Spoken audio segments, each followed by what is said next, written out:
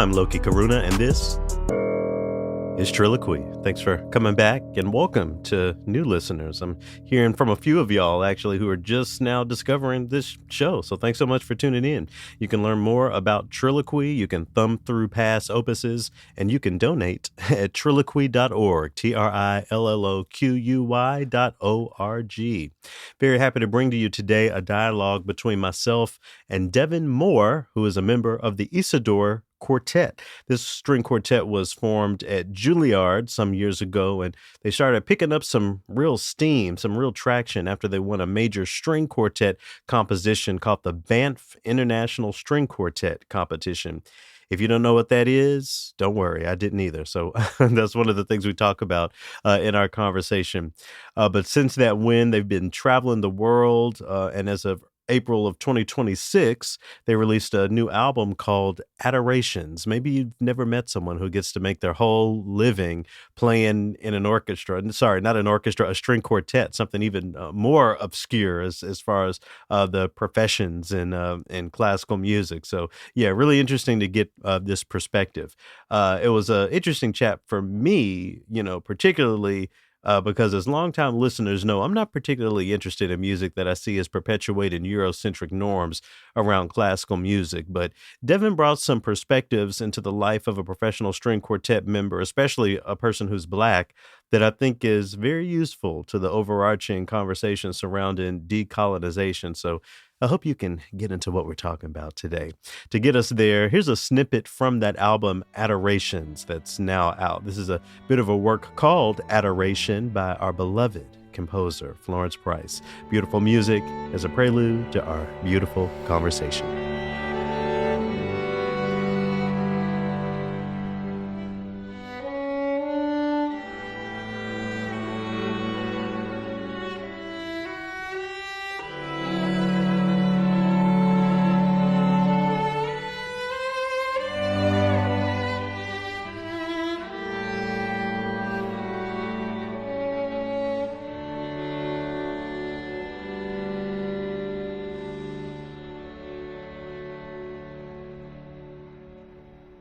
Yeah, it's quite interesting being part of a professional string quartet in the 21st century, as a lot of the music that quartets traditionally play are hundreds and hundreds of years old. Of course, as you mentioned, Haydn is very formative in our development as a quartet and our identity as a quartet.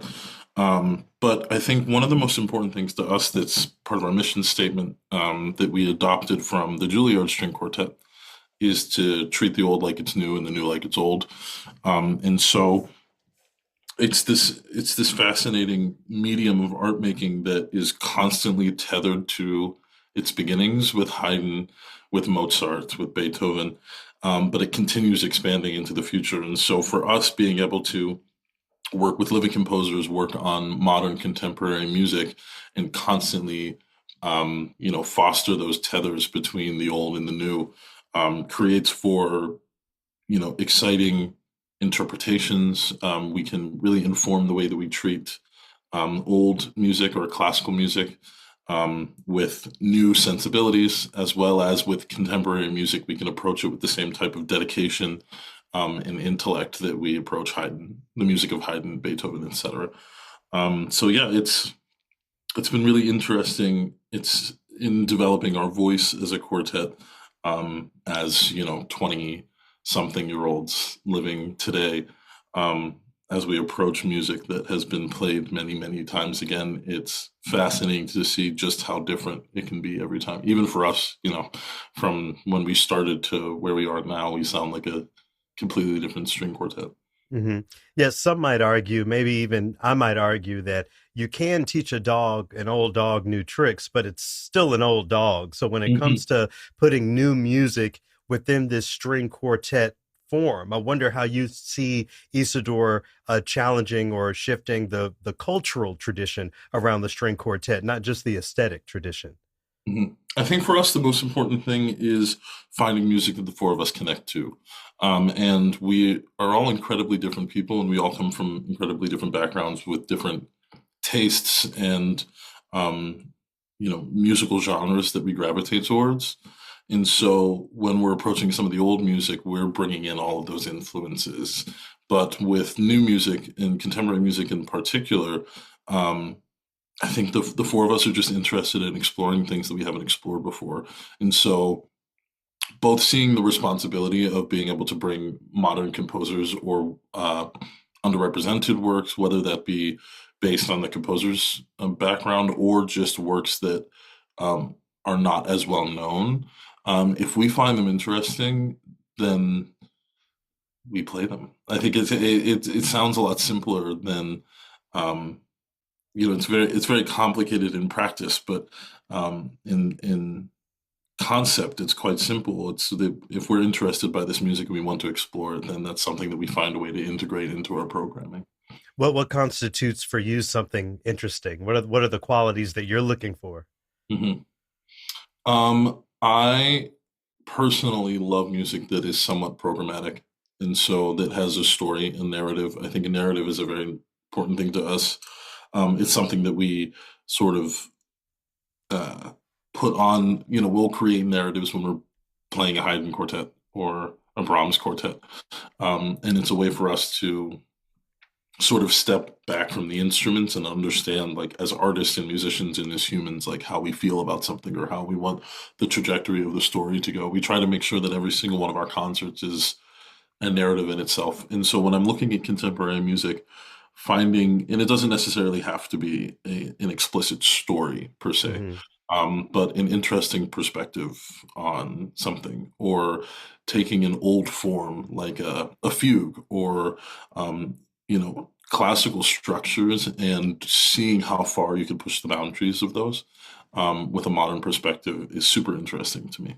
Yeah, I'm so glad that you mentioned narrative. I've long argued that there really is no such thing as music for music's sake. All music exists in some sort of context, even if we have to dig deep to find that context. So when I think about the narrative piece, I think about the accessibility piece. You know, your website describes your group as cultivating joyful, accessible, and intimate experiences that create community through in-depth relationships and exploring the power of the collective to uplift the individual. That's a lot there. There's a lot to unpack there, but focusing on that accessibility piece, I wonder how you measure accessibility. What does it look like to make Isidore an accessible experience? I think at first, the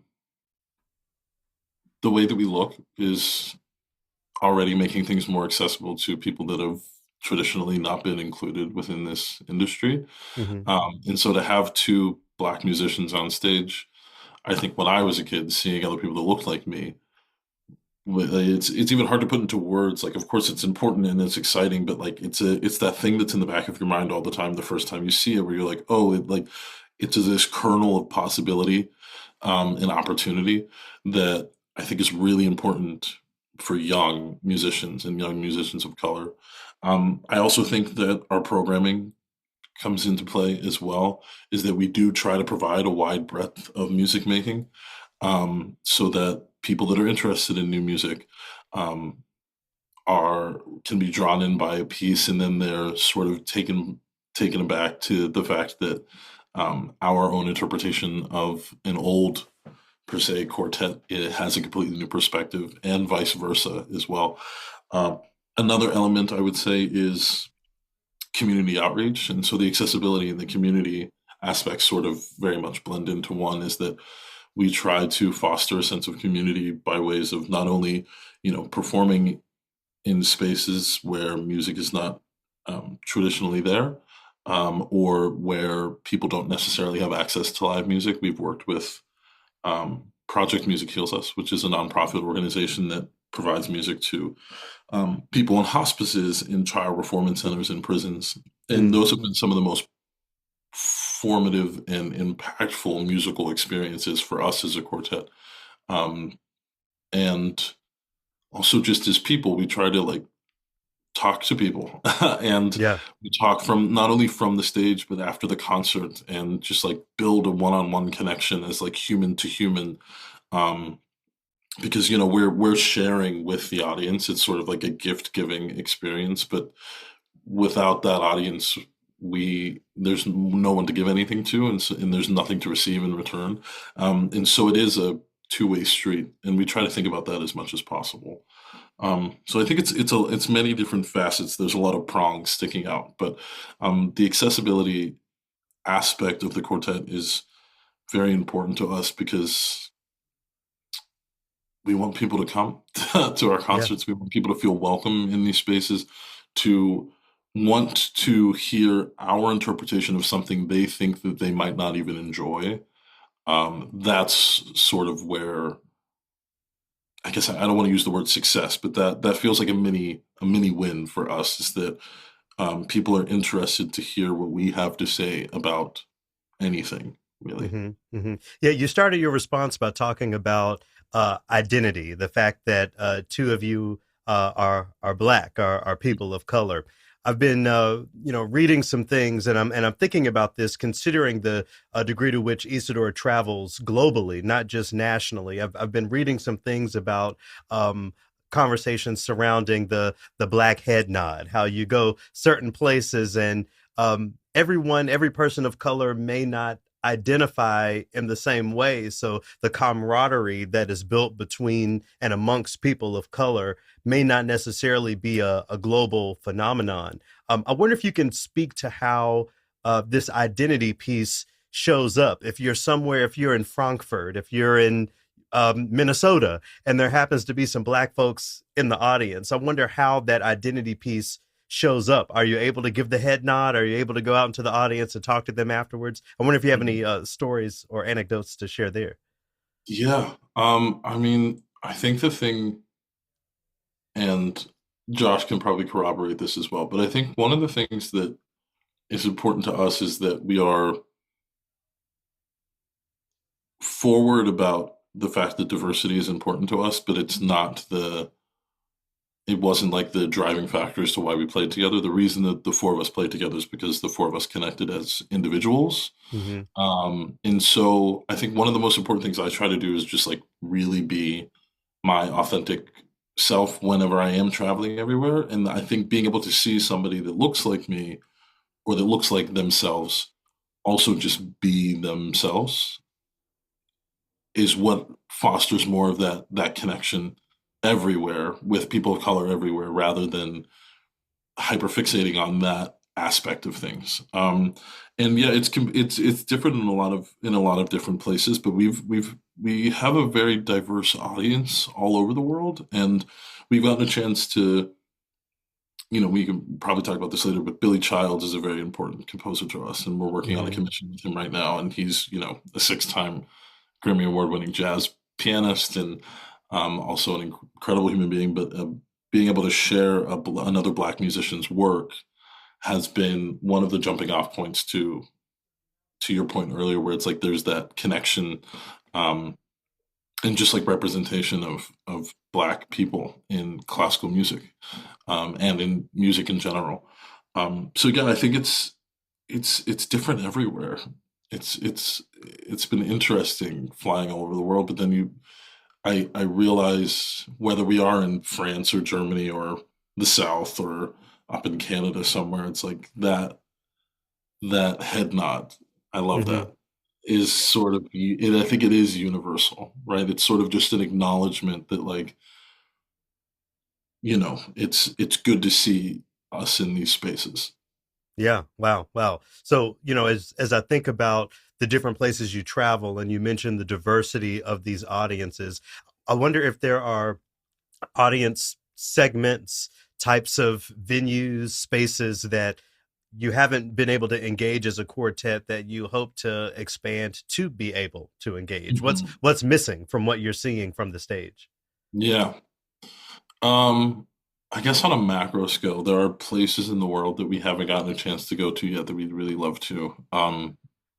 Central and South America Mm. is some place that we would love to go to, and I think the there's more of a culture of outreach in terms of touring there. I mean, Europe and we haven't been to Asia yet, but Europe and Asia, it's very much like a performance-based tours. But um, a lot of times in South America and Central America, there's an element of education, community engagement, etc. So that's something that we're looking forward to in the future. Um, yeah, I think. Sorry, I'm a rambler, so I could go on forever. Well, we'll get Um, more into the work of the Isidore Quartet, but I'd love to spend a couple of minutes talking about you a little bit. So the folks listening can't see, but you're decked out in your Pittsburgh gear, representing. I've been to Pittsburgh once. I used to think of it before I ever visited Pittsburgh as sort of this gray, industrial, very metallic town. Visiting, did change my perspective a bit. Beautiful bridges and beautiful downtown infrastructure, but my knowledge about the area is still limited. I wonder if you could talk a little bit about how growing up in Pittsburgh played a role in your development as a musician. Did your geography happen to have any significant role in your journey? Absolutely. I think, well, my grandfather lived downtown, and he lived in an apartment building right next to the Pittsburgh Symphony. And he used to watch me every other weekend while my mom was working. And so I would hear the Pittsburgh Symphony from outside his window. And he worked for the radio too. And so classical music was just something that I heard, especially from my grandfather. But it's not, I didn't grow up in a per se musical household in that way. I mean, I grew up as an actor and a singer, and I was in the choir. I did a lot of extracurricular activities.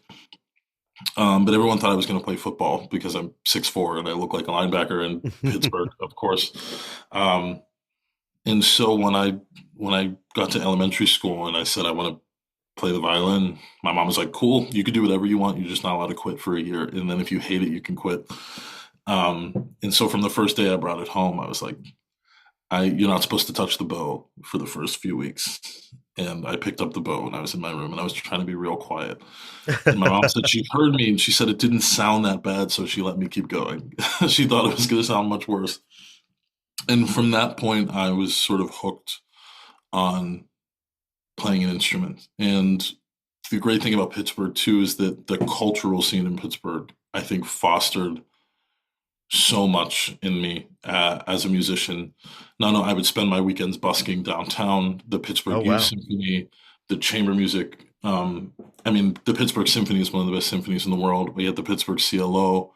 And so I was constantly surrounded by some of the highest art making possible, as well as programs that were designed to get young people involved in that. And so if I wasn't in school, I was either in my school's musical or I was downtown at youth orchestra rehearsal or on the weekends reading chamber music out in the streets with my friends. Um, and it's a very unique thing to Pittsburgh because it is a major city, but it can feel like a small town in the best possible way. And so I felt like I had a holistic experience there, being able to be in a city with a lot of opportunities, but also know so many people in a personal way and have connections with people all over Pittsburgh in and outside of music. So I would say, like, you know, for me, it was the perfect city to grow up in.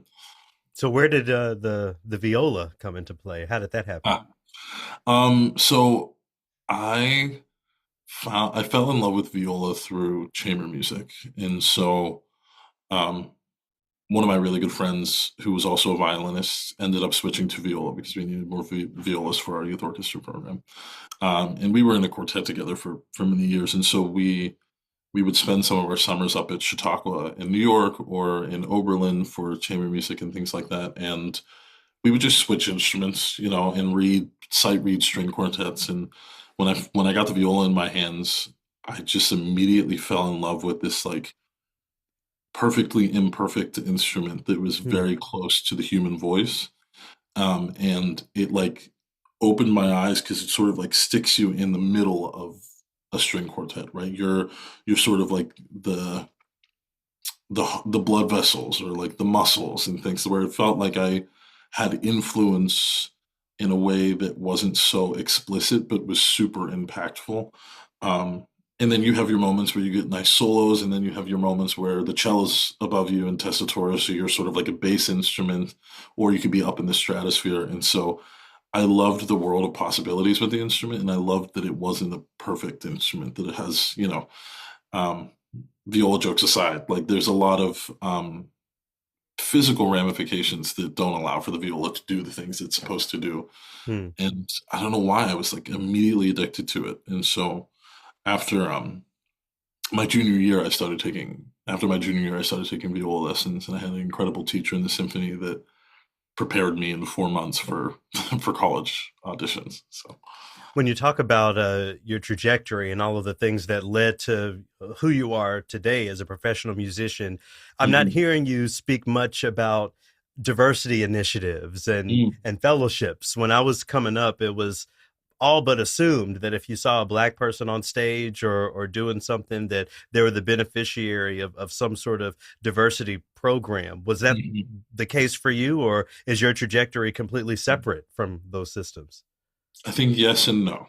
I Hmm. think in the way that, or at least in the programs that come to mind now that I have more of an understanding of like the music world in different cities and things like that, I would say no, but I had a lot of my sense of community in Pittsburgh was like everything. And so I had a lot of individuals that understood, I grew up in a single mother household with, not a lot of money. And as I have a white mom, but she was a waitress for up until I want to say 14, 15. Then she went back to school to be a respiratory therapist. And my sister's 10 years younger. And so she was sort of doing, my mom basically is a superhero. I know everybody says that, but she was able to like go back to school in the medical field while raising a 5-year old. And while I was 15, that was when I was doing everything. But I had a lot of other people in my circle that helped me get an instrument, helped me pay for lessons, or I had teachers that took me for free for a while, Hmm. and people that helped me get an instrument in my hands, get my college application sorted. They were all over the place, and that was something that, though it wasn't part of like a formal program, I would be nowhere close to what I'm doing without all of those people that saw that I had a lot of passion and a lot of talent, and but didn't necessarily have all of the resources. Mm.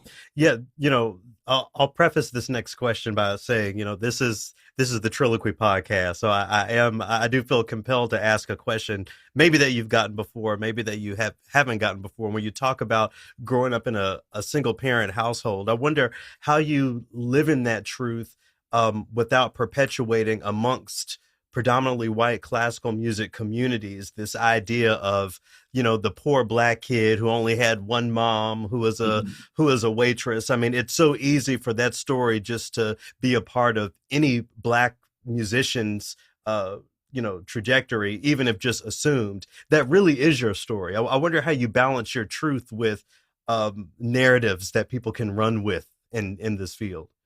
Yeah. It's interesting because I never saw, when I was in that circumstance, I never saw it as a deficit. Obviously, I understood that, we didn't have a lot of money, but we weren't like I had everything I needed and more, really, not only from my mom, but from other people. And, I never saw any of my circumstances as, oh, like a woe is me situation.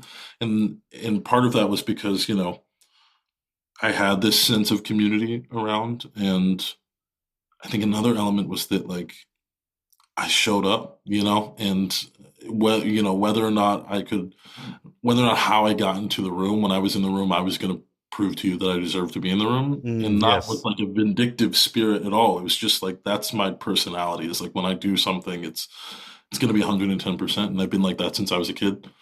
Um, and so I never really faced any pushback or questions, or people probably said things not to my face. Again, I'm 6'4". It's probably a little intimidating to come up to me in my face, but um, yeah, I never felt like I had to prove something to anyone because of my circumstance. More so, I wanted to prove to myself that this was something that I could do regardless of the resources I had in front of me. Yeah. And I love what you say about, however you got into the room, you're there and you're going to, do it well. That's something that I really had to live in during my time as an orchestral fellow. Sure, maybe I got on this stage with the Detroit Symphony through this specific program, but I'm not playing a dumbed down version of my bassoon part. I'm here uh, coming to task just like everyone else on stage. I really appreciate your naming that. As I think about orchestras, there are a lot of orchestras listed in your bio.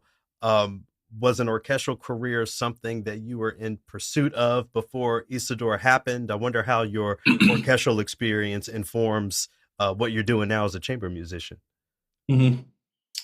I think when I was in school, and this is a good and a bad thing, I like to do everything all the time. And I oftentimes, it's not that yeah, I do, I get bored. And it's not necessarily bored in the sense of, oh, I'm not interested in this anymore, but a sense of variety is really important to my personal inspiration as an artist. Mm-hmm. Um, and I need to have my different mediums influence one another. And so orchestra was something I always loved. I've been in youth orchestra since I was 11, 12. And when I got to college, you know, not only was I super invested in both Manhattan School of Music and Juilliard's orchestra programs, but once I started subbing outside of that, um, I realized it was something I couldn't devote my entire life to. Mm. But I subbed a few weeks ago, and I'm still with the New York Phil, and I still am involved in a lot of orchestra playing, and it influences my quartet playing. It gives me a different perspective on things. It's just fun. I really enjoy it, and I think the reason it's fun is because it's not my full-time job. Um, but it's something that I know that I can continue to do as long as I would like to, provided that these orchestras keep asking me back, which which is important. So I do have to like learn the music and try to play well. But yeah, I've always loved being a part of an orchestra and like working with Orpheus as well, or the Knights in like chamber orchestra style is like a perfect mix for me. So when I have some time off from the quartet, as little as it is at times, my two breaks over the fall I spent playing with the New York Phil. So yeah, I anticipate being involved with these orchestras as long as I can, but I don't particularly. I'll never say never, but I don't see myself as doing something like that for a long term. Maybe a few years, who knows? But Well, yeah. and I'm sure it, keeps you on your toes, considering the different type of playing that it is, in a section versus Mhm. with your group. Let's Yeah. talk a little bit about the Isidore Quartet. So first and foremost, where did the name come from? What does it signify? We have a two-pronged story for this one. I think our PG version is um, Isidore Cohen was the the one of the early second violinists of the Juilliard Quartet, super formative in its early creation, and then also eventually the violinist of the Beaux-Arts trio. And since we, as a quartet, were sort of brought up in the Juilliard String Quartet way of string quartet playing, we wanted to honor that legacy. And so that's one part. Our other part is we met at we really bonded together as a quartet at reading parties, which are staples in all over the world, but especially in New York with having so many music schools and conservatories. Reading parties are like the highlight of the weekend when you're in school, Mm-hmm. and so the four of us really bonded over reading music and drinking together. And so Isidore was a Greek monk that introduced vodka to the Russian Tsar. And our first time like really connecting as a quartet was like after a vodka shot we read, I think it was Mendelssohn A minor or something like that. Mm-hmm. Um, and so that was like the perfect connection between our upbringing as a quartet and also just part of our identity as a group too. Is there a sober recording of this A minor quartet by Isidore, or is it Not tradition yet. to play it? So Yeah, maybe you'll take a shot before you record it and see what happens. I won't. You never say never. I've when you talk about the history of the second violinist that you're speaking of, I did note in your promo materials the emphasis that you put on mentorship and really following in the footsteps of predecessors. this idea of mentor student, even mentor disciple, I find to be a foreign concept to a lot of folks here in the West. As a Buddhist, for me, it's very Mm. important. You know, as a music student, of course, it's important for me and all students. I wonder if you could talk a little bit more about this again, especially considering that this idea of having a mentor isn't something that everyone has an opportunity to engage as we do. Yeah. Um, I think we lucked out with the people that we got to experience, and when we got to experience them both in their lives and in ours. Some of those people have a chunk of those people have passed now, which is a weird thing to think about. But it's amazing that the DNA of the quartet, part of them is in that DNA as well. Mm. But yeah, they were, I think our mentors were everything to us, are everything to us. We still see them often. And now we've had chances to collaborate with some of them as well, which is crazy. Um, but, you know, they showed us how to be ourselves and how to approach music making with humility and curiosity, and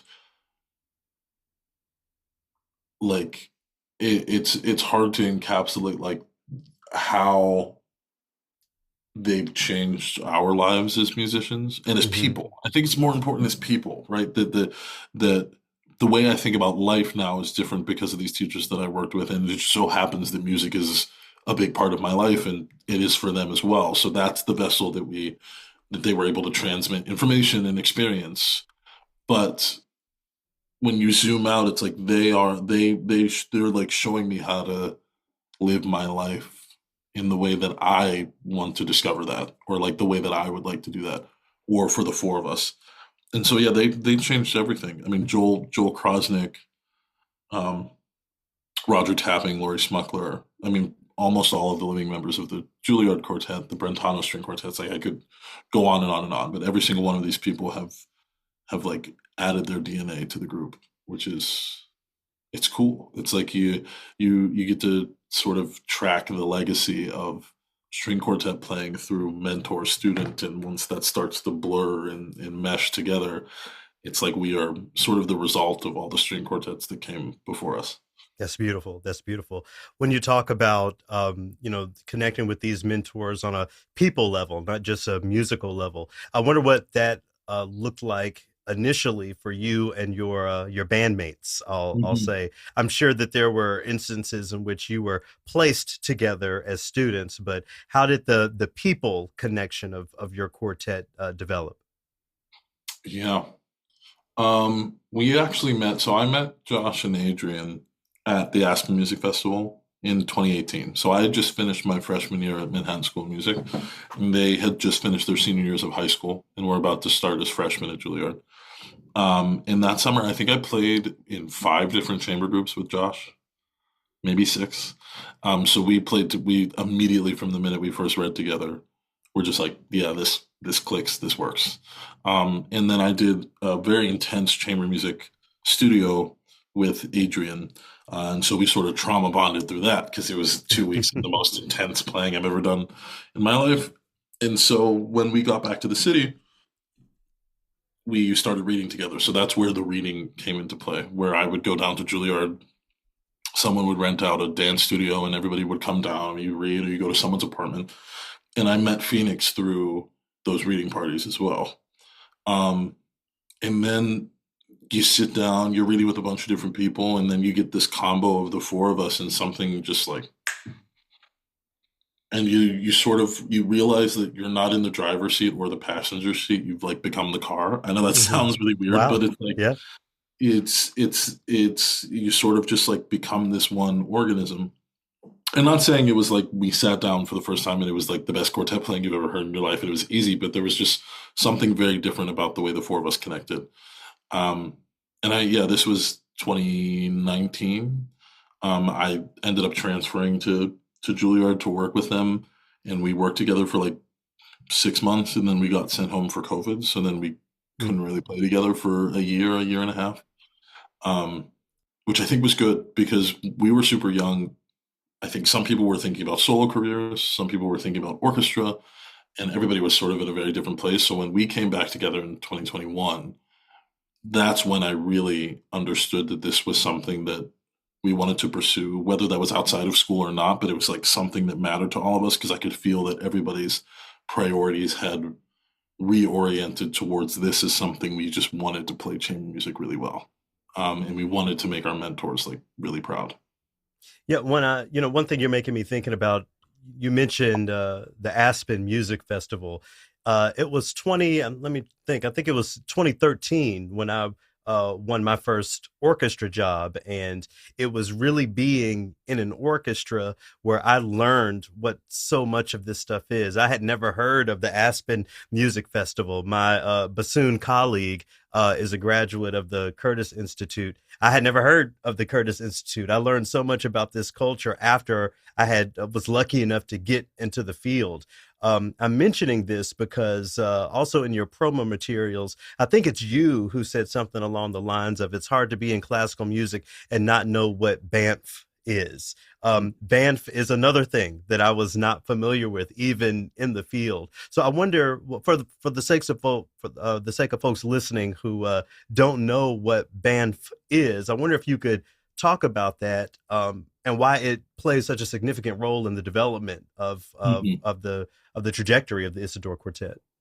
Yeah, I think for me, like my first introduction, I would mirror what you're saying is like I loved when I was growing up too. Like I didn't necessarily know the ins and outs, or I wasn't on that type of trajectory where I knew what school I was supposed to go to, or the big schools, or the training. It was just like just really liked to play.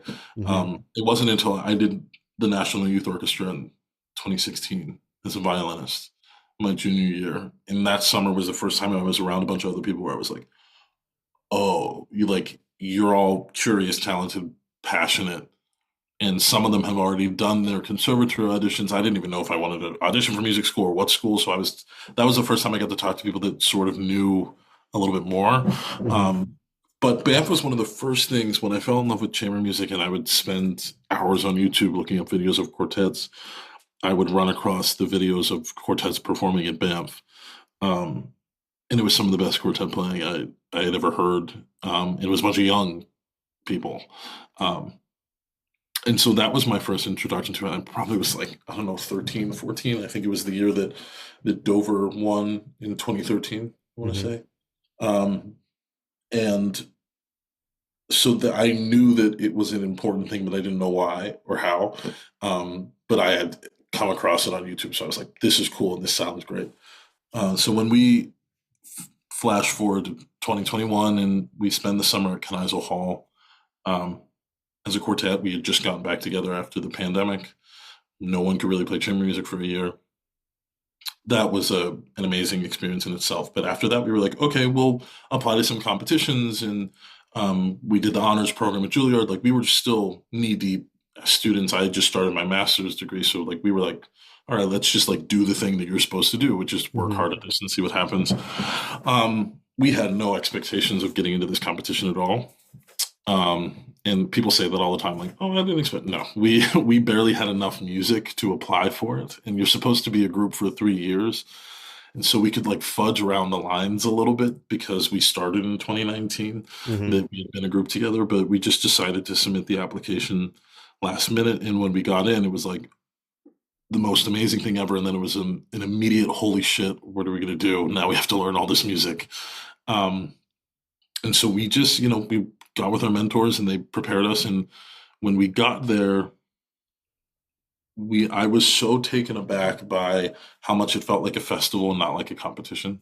Hmm. I had never competed in a major competition outside of school, um, but I had done them, all throughout school and various different things in theater and with my instrument. And so, within the eight other quartets we were with, it felt just like a celebration of the string quartet. And I think that that's a testament to the Banff team with Barry and everybody else that runs it, that they understand that chamber music's a different thing than solo or than an orchestra audition, and that it's supposed to be about camaraderie and community. And everybody gets to play every round except for the final round, which never happens at competitions, especially solo competitions. So you actually like they are focused on getting you to showcase your artistry to the best that you can for the most amount of time. And so though I like couldn't eat or sleep because I was like about to piss my pants the entire time, it was such a positive experience. We're still super connected to the quartets that we've competed with um, to this day. We're going to see two of them, or we're going to see one of them in Paris in like a week, and we get to hang out and we're playing at the same festival.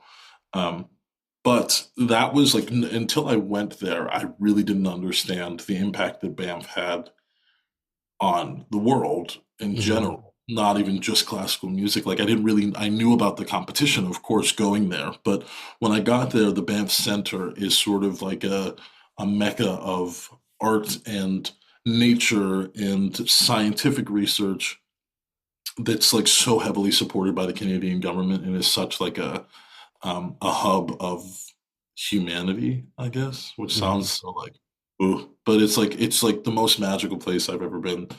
And we've gotten the chance to go back now twice to record our album there, and then also to for the competition last year. And it's like it really is just like it's like Narnia, It's there are scientists and artists and athletes and musicians that all come to this space that's curated for communication and exploration and all of these things. Um, and that's something that I've never really experienced anywhere else, I think, to the extent that I did there. And so that really like being able to not only do the competition, but to experience that city and the mountains and the people there and their dedication to building connections between people was unlike anything else I had ever experienced. I'm appreciating the picture you're painting of this being a situation in which everyone is celebrating each other. It's very friendly, but it is a competition. How do you Mhm. keep the competition friendly? Yeah, I think, for us, again, we went in there, we were like, we don't know what we're doing. This is our first go around at competing for anything as a group. So, and this was my first, major competition at all. We just went on stage. I mean, that's one of the things our mentors told us and like instilled in us was like, you just go do what you know how to do. You work really hard, you study, you practice. There's the technical aspect, there's a musical aspect. Then when you get on stage, it's just, again, you sort of have to let go and allow the four of us to just turn into this one organism and go. So that's what we did. We just played how the four of us knew how to play together. Um, and I mean, the others, I'm a little bit crazy. I watched some of the other rounds too while I was competing, and I was just amazed by the string quartet playing. I'm still a string quartet lover, even if I'm competing. And I say this with confidence that every single group that we had a very special year, and every single group that we've competed with, not only now has an incredible career, but like could have won that competition. Absolutely, I Yeah, believe. wow. Absolutely. Wow. So as we're recording this here, early January 2026, you have a really impressive performance calendar published. You're going a little bit of everywhere. I wonder what these different locales require of you, or is it the same approach from stage Hmm. to stage? Yes and no to your last question.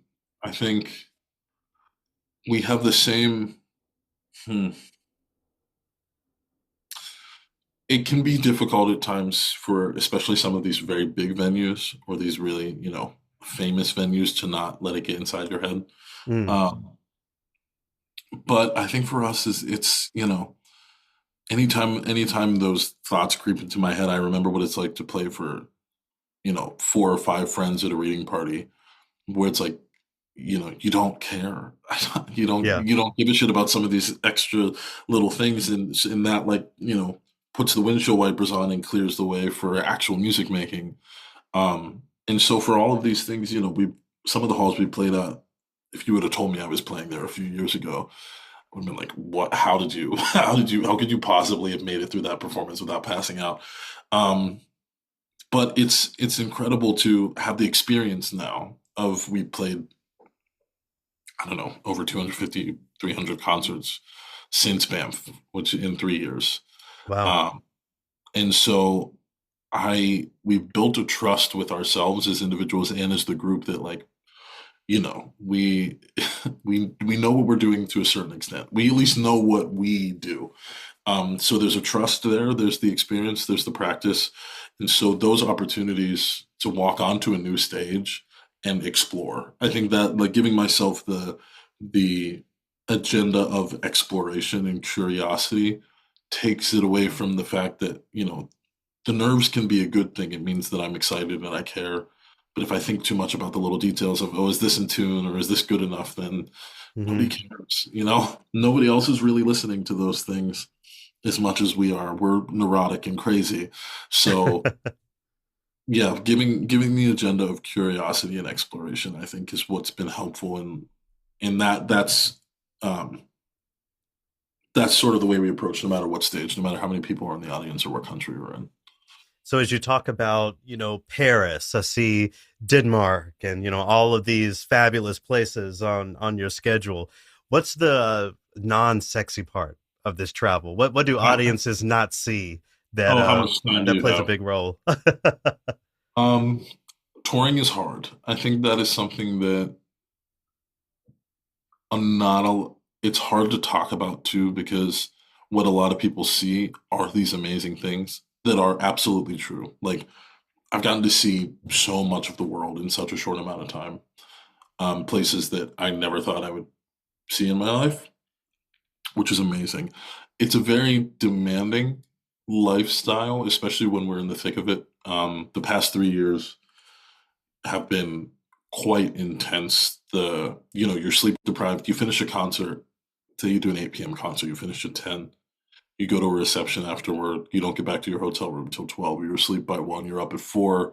You're headed to the airport. You're flying from Montreal to, I don't know, the West Coast, somewhere in Oregon. And so you're taking 2 different flights. So you're flying for 6, 7, 8 hours. You get there, you can't check into your hotel room yet. You have all of your things. So you're sitting in the lobby, you're sleep deprived, you have no idea where you are, you don't know what time it is. And then you have to go to your sound check. And then when you step on stage, your job and your responsibility is to give the audience the concert that they deserve. Um, which can be really difficult. And then you do the same thing again the next day, and you're playing different music, and we're rehearsing things that we're not playing for a few months because we don't have time to rehearse them any other time. And so like half the time our sound checks are rep that we're not even playing in the concert. So Hmm. it can be very intense.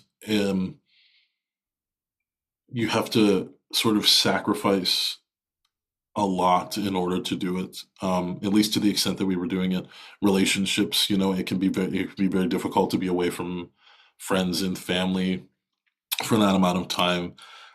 Financially, it is, you're paying for hotel rooms and your flights, and so like in order to make money, you have to spend the money on the thing, which is something that a lot of people don't talk about, and I think it's a conversation that you know, I would like it to be more common, is to say that you have to have a certain amount of money to even start the career that you Hmm. worked hard for.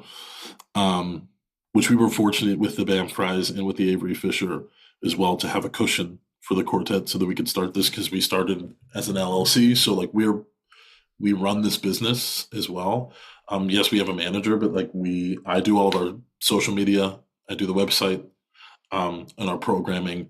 Adrian does all of our travel booking and our finances. Josh is our communication person. Phoenix does all of our scheduling and our outreach. So like we're also constantly juggling the administrative aspects of the quartet as well. Um, and like I said, when we won, I was 23 and Phoenix was 21 and the others were 22. So like our frontal lobes weren't even developed, you know what I mean? Sure. So we're also, I still think, like growing young adults. And so it was a huge culture shock, and it was like the highest highs I've ever experienced, and also some of the lowest lows, which is such a gift to experience the extremes. Um, but yeah, I think a lot of people don't see the work behind the scenes, or when we're rehearsing, I'm not getting paid while I'm rehearsing. Sure. If we have really important things coming up and we need to take a break from touring because we physically need it, and then I'm not really working for a period of time. And so then I'm trying to fill that with other things like the orchestra and things like that. So balancing the personal life as well. Um, on top of it can just, it was a lot at first and we had no fucking clue what we were doing, but we had incredible people to help us out. Our management was great, both here and in Europe. And our mentors, Banff has been super supportive.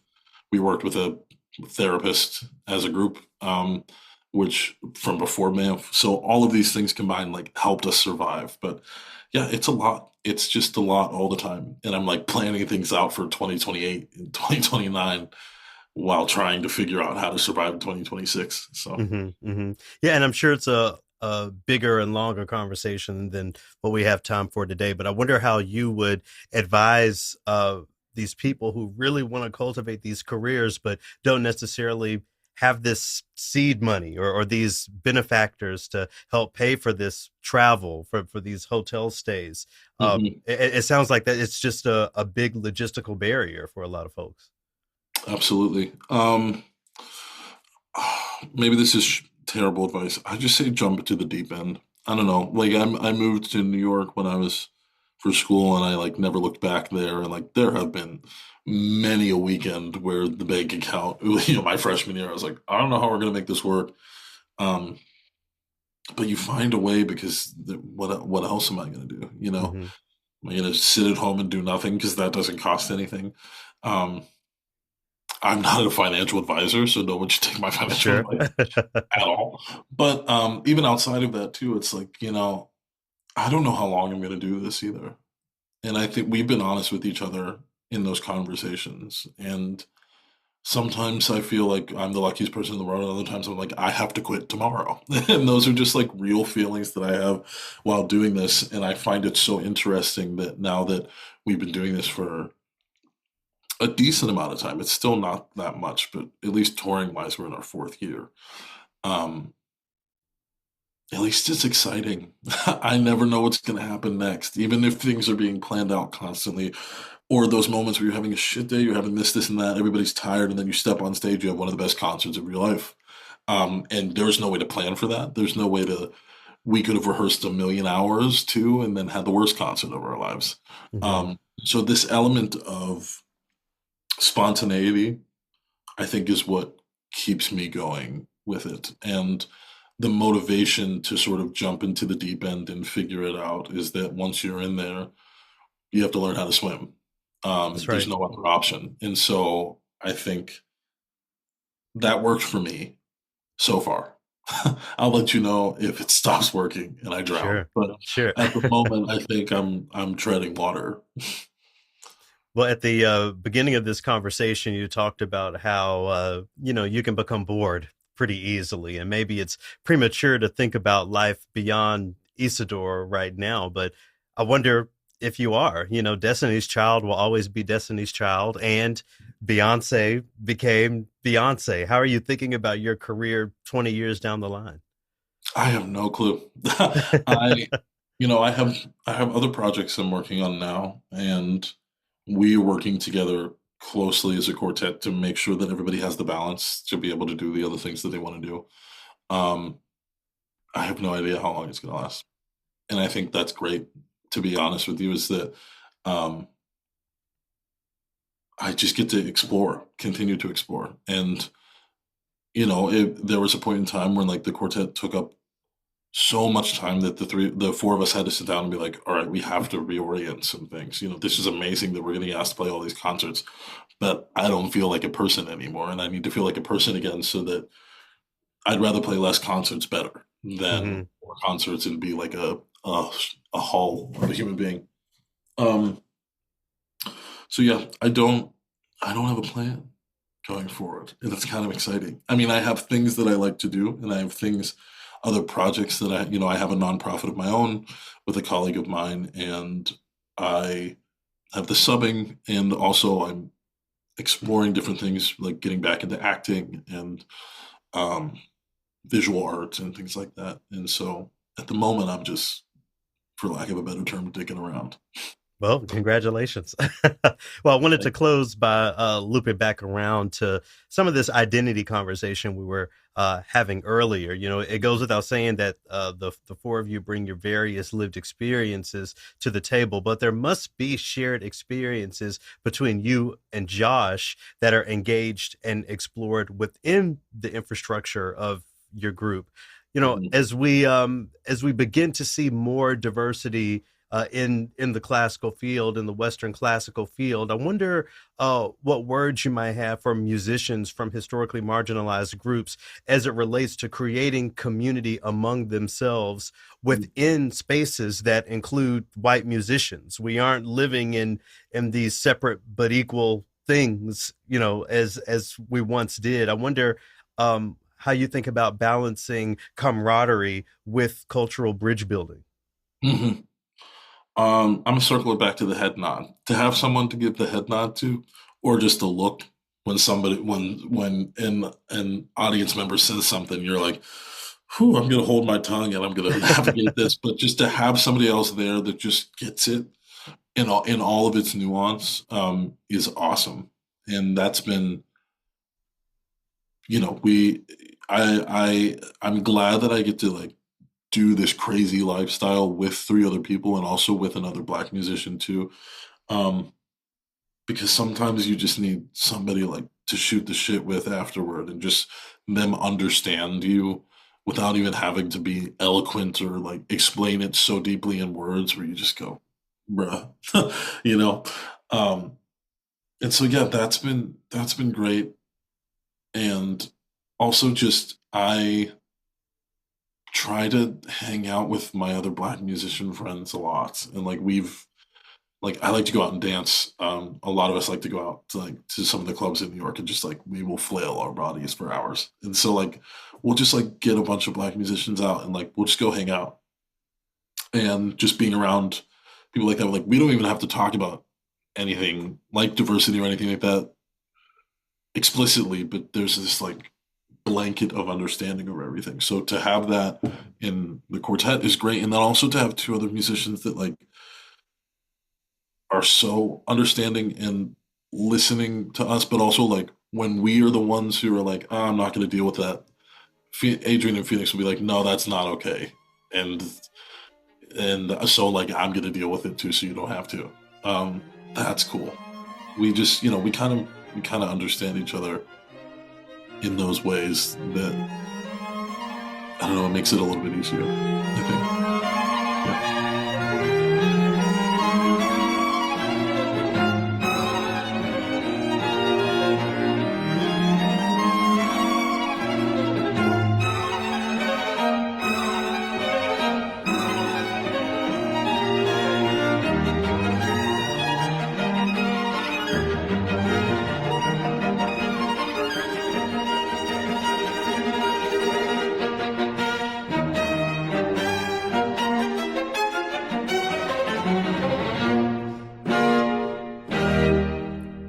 The finale to the String Quartet number 3 by Felix Mendelssohn.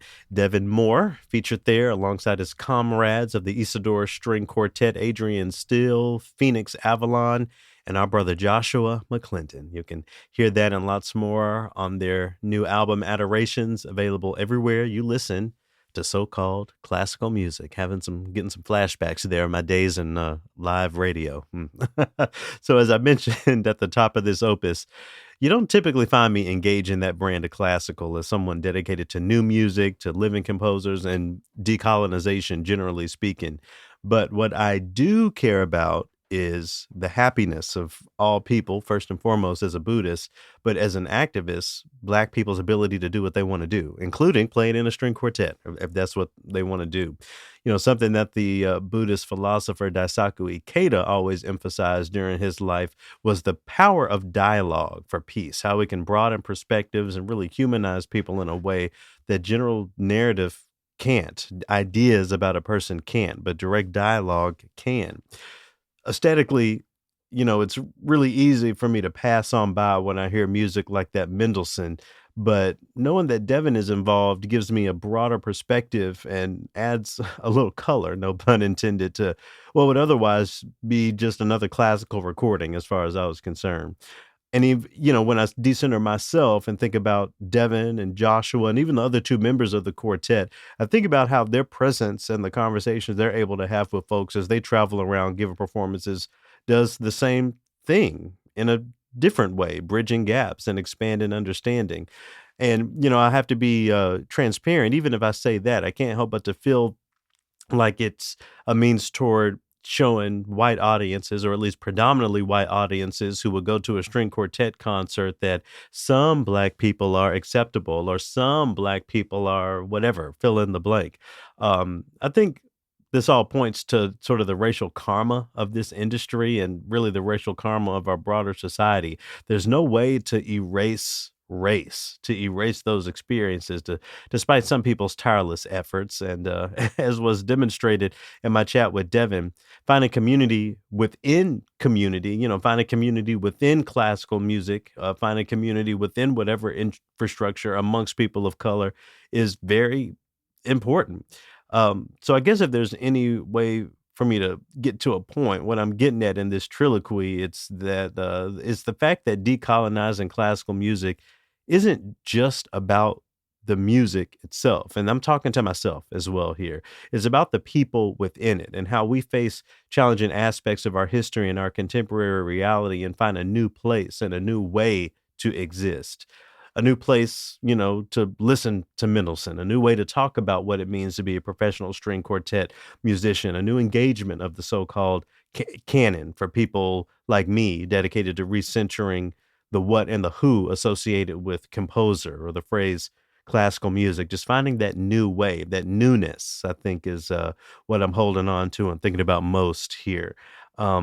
So if I can find my way back to Mendelssohn, who likely stole a number of his sister's compositions and called them his own. By the way, look up that history. I think you can find a way to get to something that you don't always enter in your life, or something that you may find uncomfortable or different or outside of your definitions of classical music.